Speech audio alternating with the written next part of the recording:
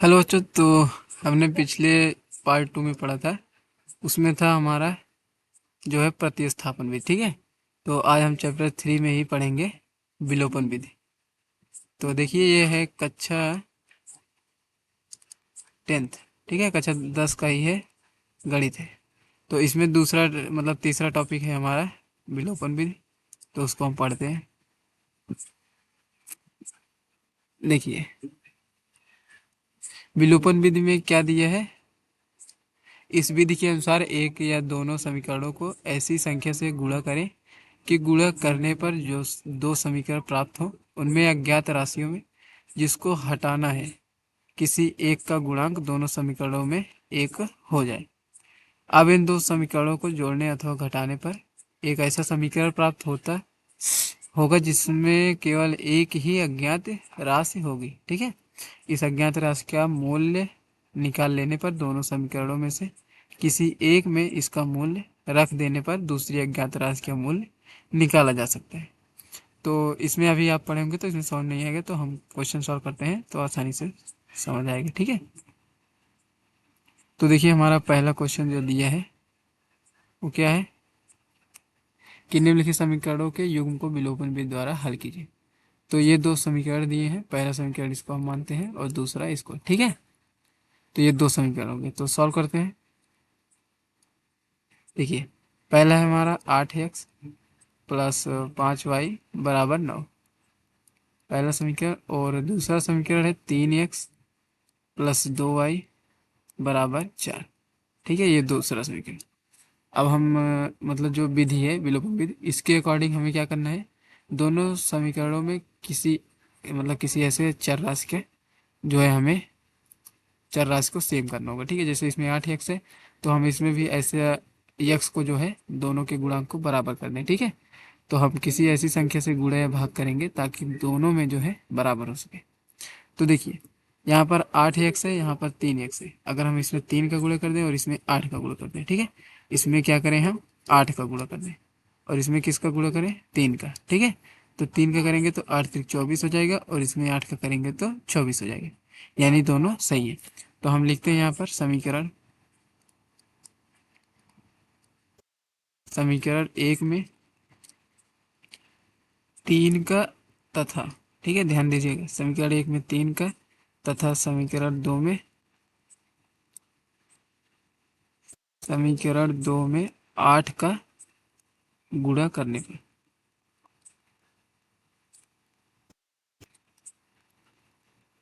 तो करते हैं। देखिए, पहले समीकरण 1 में करेंगे, ये वाला आप यहाँ से इरेज कर दीजिए, ये आके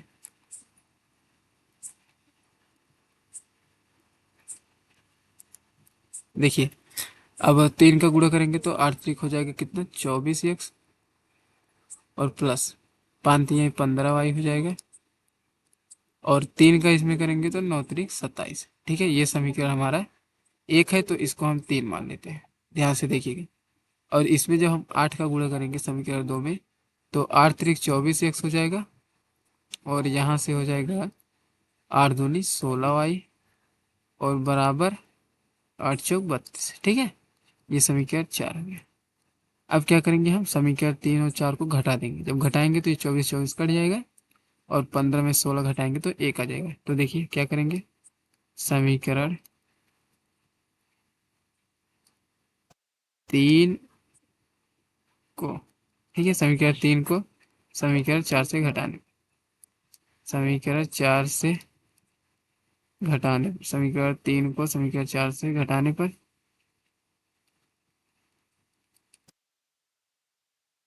केवल 3, एक सेकंड ऐसे लिखी तो सही है, यहाँ पर मैं लगा दीजिए। ठीक है,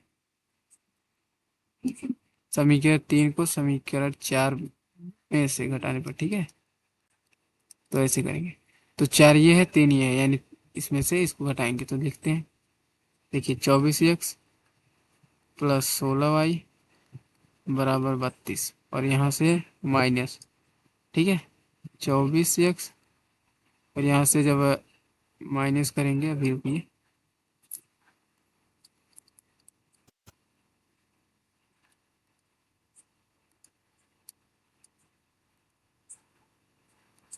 देखिए, जब घटाया जाता है तो क्या होता है, साइन चेंज होता है, प्लस है तो माइनस हो जाएगा, प्लस है तो माइनस माइनस, ठीक है। तो जो साइन चेंज होगी यहाँ पर क्या आ जाएगा, ये तो कट जाएगा 24 से, और 16 में से 15 जाएगा तो 1 y हो जाएगा, और यहाँ से 32 में से 7 जाएगा, 27 जाएगा, कितना आएगा, 3 और 2 5, ठीक है। y बराबर 5 आ गया। तो y बराबर 5 आ गया है, तो x का मान अब निकालेंगे। तो x का मान आप चाहे समीकरण 1 में रखिए चाहे समीकरण 2 में, ठीक है। तो हम समीकरण 1 में रख के निकाल लेते हैं। 8x प्लस 5y बराबर 9। तो देखिए,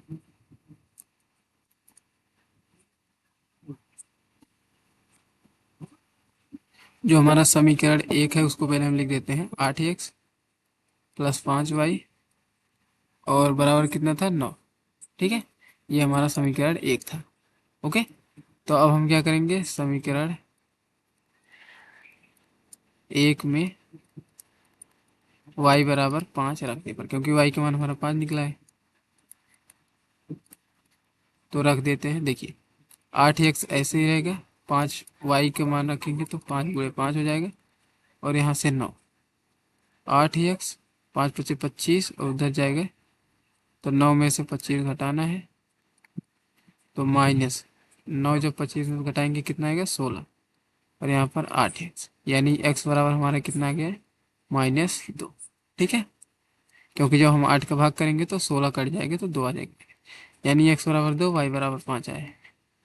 तो अब क्या करेंगे, हम एक बार समीकरण में रख कर चेक कर लेते हैं कि हमारा जो आंसर आया सही है कि नहीं। देखिए, ये समीकरण 1 है और हम समीकरण 2 यहाँ पर लिखते हैं, ठीक है। देखिए, समीकरण 1 ये था, 8x प्लस 5y बराबर 9। समीकरण 2 क्या है, 3x 2y और 4, ठीक है।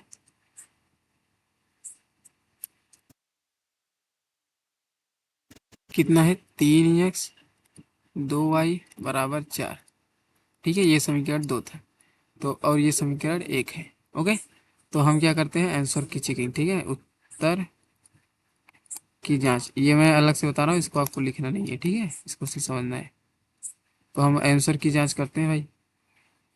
देखिए, आप x का मान इतना है, y का मान इतना है, तो x का मान इसमें -2 रखिए, 3 -2 प्लस 2 है, और y का मान 5 है। तो अब सॉल्व कीजिए, 3 दूनी हो जाएगा -6, और प्लस 10 कितना आ जाएगा, 4। तो ये भी 4 और ये भी 4, यानी ये हमारा सही है। और समीकरण 1 में अगर रख के चेक करेंगे तो 8 है, और -2 है, प्लस 5 है, गुणते 5 है, ठीक है। 8 दूनी कितना हो जाएगा, -16, 5×5 = 25, तो 25 में से 16 घटा देंगे, कितना आ जाएगा, 9, ठीक है। तो यहाँ भी 9 है, तो हमारा आंसर जो है सही है। इसका मतलब ये हम जो जो हमने सोल्यूशन किया है वो एकदम राइट है। तो आप इसको आसानी से समझ सकते हैं। तो देखिए, तो हमारा आंसर लास्ट में आप लिख सकते हैं कि क्या है, x बराबर -2 और y बराबर कितना है, -5, ठीक है। तो बढ़ते हैं हम अगले क्वेश्चन पर। देखिए क्या है हमारा। हम्म तो ये हमारा जो है अगला क्वेश्चन है। इसमें देखिए क्या है कि निम्न समीकरणों के योगों को विलोपन विधि तथा प्रतिस्थापन विधि से हल कीजिए और बताइए कि मतलब कौन सी विधि आपके लिए सही है, ठीक है। आप इन चारों क्वेश्चन को चाहे दोनों विधि से हल करेंगे तो दोनों विधि से आंसर सेम ही आएगा, ठीक है। बस आपको चेक करना है कि कौन सा मतलब विधि आपको ज़्यादा सही लगता है।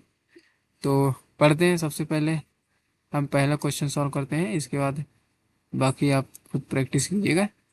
नहीं तो मैं पहला और तीसरा, ठीक है, बता दूंगा। नहीं तो आज चौथा भी सॉल्व करते हैं। देखिए, सबसे पहले हम चौथा ही सॉल्व करते हैं। इन सबको भी ऐसे ही रखते हैं, ठीक है। पहले चौथा लिखते हैं, x+2 प्लस 2y/3 बराबर -1। ये हो गया हमारा समीकरण 1। और x-y/3 बराबर 3, ये हो गया हमारा समीकरण 2। ओके। तो अब ये हम क्या करेंगे, फ्रैक्शन है तो फ्रैक्शन को हम पहले नॉर्मल में सेट करेंगे। तो इसके एलसीएम ले लेते हैं। तो 3x+4y और बटे 6 -1, तो 3x+4y बराबर -6। ओके। ये समीकरण 1 आ गया है। और यहाँ से करेंगे तो 3x माइनस वाई बराबर 3/3। ठीक है, जब इसको सॉल्व करेंगे तो 3x माइनस वाई बराबर 9। ये समीकरण 2 है। यानी हमारा समीकरण ये एक जो है 3x+4y बराबर -6 और 3x माइनस 4 माइनस वाई बराबर 9। तो इसको मैं दूसरे पेज में लिखता हूँ और फिर सॉल्व करते हैं। ठीक है, तो देखिए 3x+4y बराबर -6। देखिए कितना था, 3x+4y बराबर -6, ये समीकरण एक था। और दो कितना था, दो था हमारा 3x माइनस वाई बराबर, एक सेकंड देखते हैं। देखिए 3x+4y बराबर -6, 3x माइनस वाई बराबर 9, माइनस वाई बराबर 9, इसमें प्लस है इसमें माइनस है। ठीक है, तो कोई गलती तो नहीं हुई, 3 दूनी 6 हो गया, 3 2 4 1। ठीक है, 3 3 सही है, 3x माइनस वाई बराबर 9।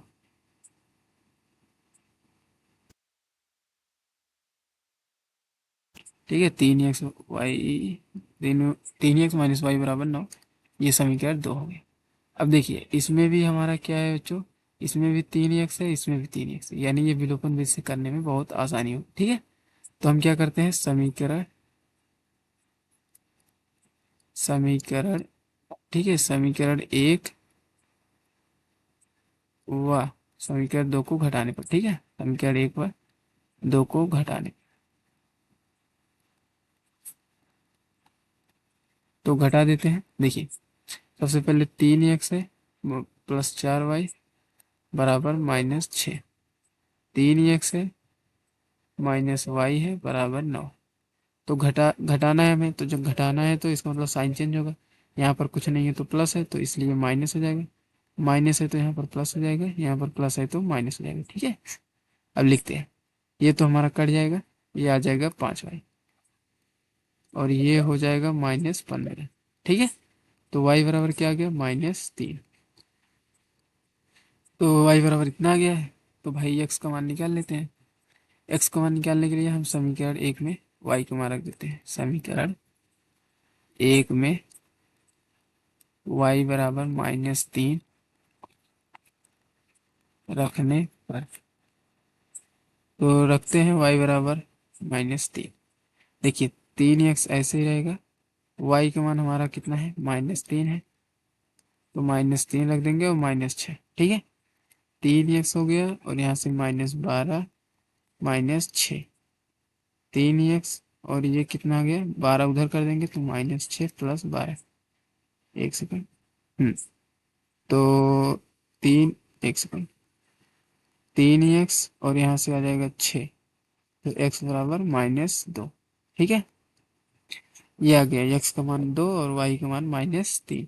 ठीक है, तो आप चाहे तो इसका आंसर भी चेक कर सकते हैं, एक बार आप चेक कर लीजिएगा। ठीक है, इससे क्या होगा कि आपको पता चल जाएगा कि कोई गलती तो नहीं हुई है। x बराबर 2, y बराबर -3। तो हमने दो क्वेश्चन अब तक सॉल्व किए। ठीक है, ये तो हो गया विलोपन विधि, हमने विलोपन विधि से इस क्वेश्चन को सॉल्व किए थे। तो आप इसको जो है प्रतिस्थापन विधि से भी सॉल्व कर सकते हैं, विलोपन विधि से भी सॉल्व कर सकते हैं, दोनों से आंसर सेम आएगा। आपको जो अच्छा लगे उससे सॉल्व कीजिएगा। ठीक है, बाकी आज के लिए इतना ही रखते हैं। अब जो क्वेश्चन बचे हैं इसमें, देखिए इसमें जो क्वेश्चन बचे हैं, ठीक है, ये वाला ये तो मैंने सॉल्व करा ही दिया है। तो इन तीनों क्वेश्चन को आप खुद से सॉल्व कीजिएगा। ठीक है, बाकी मिलते हैं नेक्स्ट वीडियो में, तब तक के लिए अच्छे से पढ़ाई कीजिए।